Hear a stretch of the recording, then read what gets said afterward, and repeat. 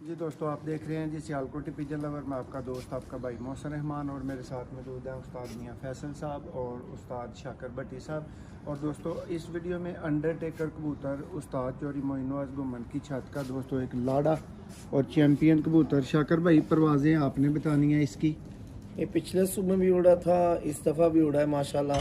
शाम ही बैठा है माशाल्लाह, 6 बजे के बाद ही बैठा है हाथ फिर। ये जी नए दोस्तों के लिए शाकर जेठ भाई में भी उड़ता रहा है, पिछले जेठ में भी उड़ा था, इस साल भी उड़ा था जेठ में। माशाल्लाह अच्छा परफॉर्म करता है। शाकर भाई ये वीडियो बनाने का मकसद है नए भाइयों को दिखाना कि कौन से कबूतर हैं जो चैम्पियन होते हैं जी। ये अंडरटेकर दोस्तों कबूतर है। अब तीली देख लें, सारे नुक्ते आप नोट करें। ये देखें जी, लंगोट चेक कराएं इसका। ये देखें जी, मोरा दिखाएं इसका।